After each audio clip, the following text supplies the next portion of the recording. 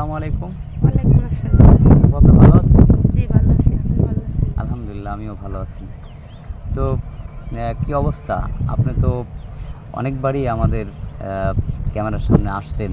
জি অনেকবারই তো আসছি, কিন্তু আসে তো এখনো পর্যন্ত লাভ হইতেছে না ভাই, কোনো সারাই তো পাইলাম না এখন কোনো পর্যন্ত। লাভ হইতেছে না? না না না। ঠিক আছে, চেষ্টা করেন। একদিন কোনো না কোনো ভাই, দয়াবান দয়াশীল মানুষ আপনাকে অবশ্যই দয়া করবে। এই জন্য তো ভাই আমি আবার আজকে আইছি, দেখি আল্লাহ পাক আমার ভাগ্যে কি রাখছে দেখি, এই যাই জন্য হোক, আবার আসছি। আপনার মুখ থেকে অনেকবারই আপনার পরিবার বা আপনার কথা আমি শুনেছি, তারপরেও আমি আবার প্রশ্ন করি, আপনার নামটা কি? রীতা। রীতা। জি। আপনার পরিবারে কে কে আছে? পরিবারে কেউ নাই, শুধু আমি একাই। মা আপনি শুধু নাই, একা? বাবা না, মারা গেছে। আপনি মানুষ কার কাছে ছিলেন? মানে এত আমি বড় হয়েছেন কার কাছে? আমার এক চাচির কাছে। চাচির কাছে না? তো চাচির কাছে মানুষ হয়েছেন, এখন কি করেন? এখন বর্তমানে বসা, আগে গার্মেন্টসে চাকরি করছি, এখন আইসি, এই যে ঘর ভেঙে গেছিল না, ওই যাইছি, পরে আর যাইনি। তারপরে আপনার চাকরি চলে গেছে না আপনি ইচ্ছা করে ছেড়ে দিয়ে আসছেন? চাকরিটা আমি কি কোনো ইচ্ছা করেই আসছিলাম, কারণ ওই জায়গায় বিভিন্ন মানুষ বিভিন্ন কথা কইছে, পরে মনে দুঃখ নিয়ে আসছিলাম। মেন কথা হচ্ছে ঘরটা ভেঙে গেল, আরও ওই জন্য ঘর এখনো ঠিক করতে পারেন না? ঠিক করতে পারি না। কোনো কেউ মানে এলাকার চেয়ারম্যান মেম্বার যারা অনেক ধনবান ব্যক্তি আছে আপনাদের এলাকায়, কেউ সাহায্য সহায়তা করে নাই? না না। আচ্ছা, যাই হোক, আমাদের ক্যামেরার সামনে আসছেন, আপনার ভিডিওটা আমরা পাবলিক করব। পাবলিক করার পর যদি কোনো ভাই আপনার প্রতি দয়া করে, যদি সাহায্য সহায়তা করে, অবশ্যই আপনাকে জানাবো। আর আপনি কি এখানে আসছেন সাহায্যের জন্য, না ভালো একটা মনের মানুষ বা বিয়ে করার জন্য?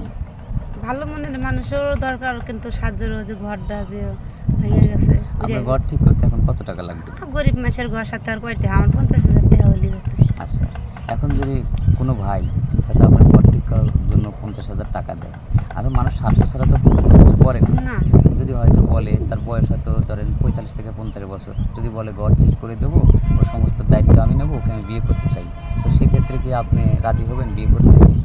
হ্যাঁ রাজি হবো, কি জন্য, কারণ হয়তো আল্লাহ পাক আমার কপালটা ভালো রাখছে, আমাকে বিয়েও করলো, আবার ঘরটাও ঠিক করে দিল, তাতে আমি অনেক খুশি হই।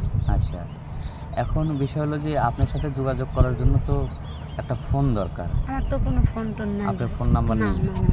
তাহলে আপনার সাথে যোগাযোগ করবে কিভাবে?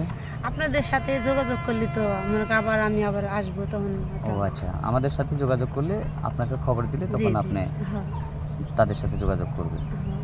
তো সুপ্রিয় দর্শক, শুনলেন এই মেয়েটির মুখ থেকে সব কথা। তার কোনো ফোন নাম্বার নাই, খুবই অসহায় এবং দুরবস্থার মধ্যে আছে।